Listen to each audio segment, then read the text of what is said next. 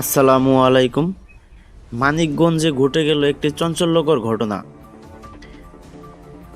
মানিকগঞ্জের টাকা ও ব্যাটারি চুরির অভিযোগ, যুবক আটক। মানিকগঞ্জ প্রতিনিধি। মানিকগঞ্জ সদর উপজেলার একটি এলাকায় টাকা ও ব্যাটারি চুরির অভিযোগে মোহাম্মদ সাব্বির নামে এক যুবককে স্থানীয় জনতা আটক করেছে।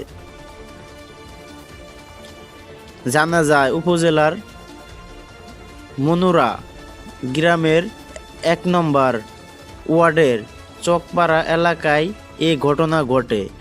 আটক মোহাম্মদ সাব্বির, পিতা মোহাম্মদ লিটন, স্থানীয়দের কাছে চুরির কথা স্বীকার করে ক্ষমা প্রার্থনা করেছেন। তিনি বললেন, আমি টাকা চুরি করেছি, টাকা আনতে আমার ছোট ভাইকে পাঠিয়েছি।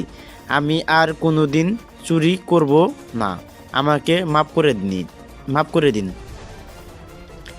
এই ঘটনায় ভুক্তভোগী মানিকগঞ্জ সদর উপজেলার পশ্চিম সেওতা এলাকার বাসিন্দা মোহাম্মদ রনি মিয়া, পিতা মোহাম্মদ রজ্জব আলী জানান,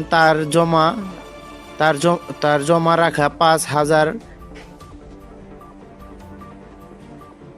কয়েন সহ মোট ৩,০০০ টাকা চুরি হয়েছে।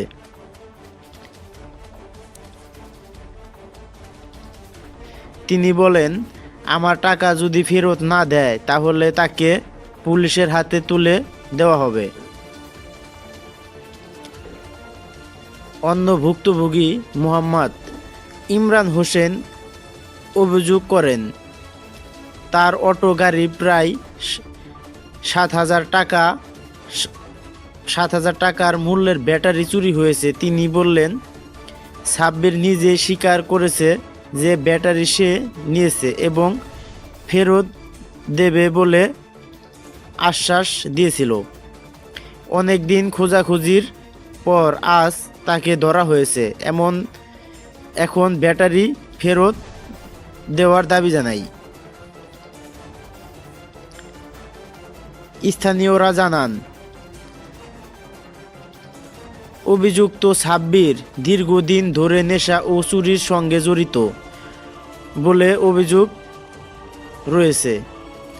তারা এই ধরনের ঘটনার সুষ্ঠু তদন্ত ও প্রয়োজনীয় আইনগত ব্যবস্থা গ্রহণের দাবি জানিয়েছে।